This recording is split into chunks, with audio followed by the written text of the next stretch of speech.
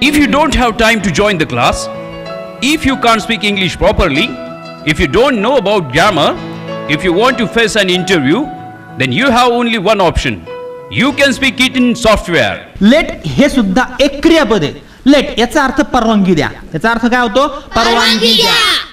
पण मी असं म्हणू शकतो, हे जे क्रियापद आहे ह्या क्रियापदाच्या पुढे नेहमी द्वितीय असते. लेट मी, त्याच्यानंतर let us, let him, let her, let them. आता बा मी असं म्हणू शकतो, लेट मी प्ले याचा अर्थ असा मला खेळू द्या. याचा अर्थ असा मला खेळायची परवानगी द्या. मला खेळायची परवानगी द्या. लेट मी प्ले यार, मला खेळायची परवानगी द्या. मी असं केव्हा म्हणल, ज्यावेळेस दोन मुलं खेळत असतील ते मला खेळू देत नसतील, त्यावेळेस मी त्यांना विनंती करू शकतो आज्ञार्थक वाक्यानं, लेट मी प्ले यार, मला खेळू द्या. मुझे खेलने दो. लेट मी गो, मुझे जाने दो. मुझे जाने दो. मुझे लिखने दो, लेट मी राइट. आता तुम्ही मुलं बडबड करताय, मी तुम्हाला विनंती करू शकतो, लेट मी टीच यार, हे लेट मी टीच, मला तुम्ही शिकवू द्या. मग हे लेटचे प्रकारे लेट अस प्ले, आम्हाला खेळूया, आम्हाला खेळू द्या, किंवा चला आपण खेळूया असा अर्थ होतो. चला आपण खेळूया. लेटस प्ले क्रियापदाचं पहिलं. लेटस गो, चला जाऊया. चला बसूया, लेटस सिट. ए चला उड्या मारूया, लेटस जंप. चला पळूया, लेटस रन. चला खाऊया, लेटस ईट. लेट आय नाही म्हणायचं, लेट वी नाहीचं. लेटच्या पुढं यू, मी, अस, हिम काय आहे? द्वितीय आहे. इन द सेम वे मी असं म्हणू शकतो, लेट हिम प्ले, त्या मुलाला खेळू द्या. तेव्हा तो मुलगा तिथं उभा आहे, त्याला दोन मुलं खेळून देत नसतील तर मी असं म्हणाल, त्याला खेळू द्या, लेट हिम प्ले. लेट ही प्ले म्हणायचं नाही, तर लेट हिम प्ले. त्याला जाऊ द्या, लेट हिम गो. त्याला बसू द्या, लेट हिम सिट. त्याला खाऊ द्या, let him eat. In the same way तिला खाऊ द्या, लेट हर ईट. लेट हर ईट. त्याला खेळू द्या, लेट हर प्ले. रामला खेळू द्या, late Ram play.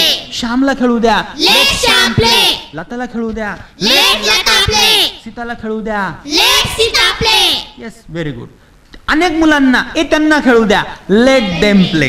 Let them play, उनको खेलने दो, उनको आने दो, लेट देम कम. उनको बैठने दो, लेट देम सीट. उनको बैठने दो, लेट देम सीट. मुझे बैठने दो, लेट मी सीट. उस लड़के को बैठने दो, लेट हिम सीट. उस लड़की को बैठने दो, लेट हर सीट. चला बसूया, लेट अस सीट. चला थांबूया, लेट अस स्टॉप. चला लग्न करूया, लेट अस मॅरी. तिला लग्न करू दे रे, लेट हर मॅरी. त्याला लग्न करू दे, लेट हिम मॅरी. रामला लग्न करू द्या, लेट राम मॅरी. हे जे लेट आहे लक्षात घ्या, हे लेट एक प्रकारचं क्रियापद आहे. काय आहे? क्रियापद. म्हणून लेट सुद्धा इम्पेरेटिव्ह सेंटेन्स मध्ये जातं. हे क्रियापदाचं पहिलं रूप आहे. लेट लेट लेट, जे तीन रूप आहेत, let let let, let let let. एकच अर्थ आहे, लेट लेट लेट. तसं put put put, cut cut cut, तसंच लेट लेट लेट. मग लेट जर क्रियापद असेल त्याचा नकार पण होतो, डोंट लेट. काय म्हणायचं? Don't let. Don't let him go, त्याला जाऊ देऊ नका. ओके, तर अशा प्रकारे आपण इम्पेरेटिव्ह सेंटेन्स शिकले.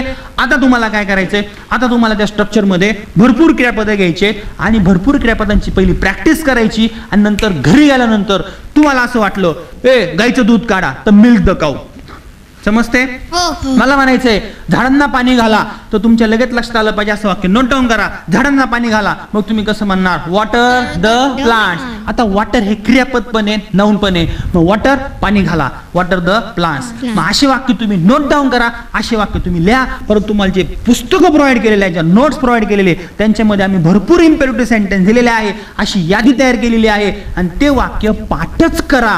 काही वाक्य पाठ करा, काही वाक्य स्ट्रक्चर मध्ये बसणार नाही. मला बोलायचंय झाडं लावा, प्लांट द ट्रीज. त्यासाठी तुम्हाला क्रियापद माहित पाहिजे, क्रियापदांचे रूप माहित पाहिजे, आणि अशी वाक्यांची लिस्ट करा. होकार नकार ते स्ट्रक्चर मध्ये टाका.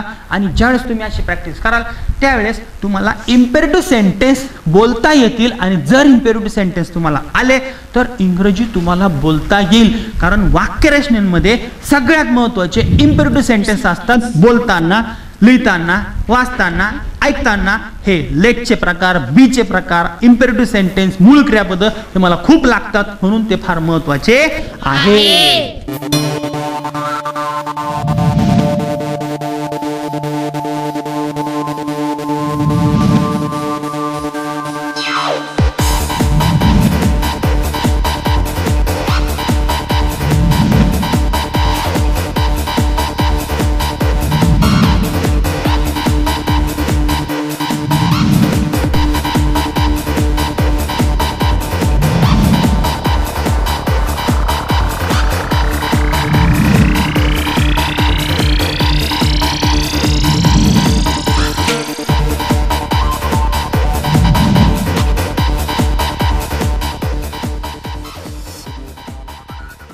Please don't forget to watch and study. You can speak Kit and software. The highest sellers in English speaking software, You Can Speak Kit and software.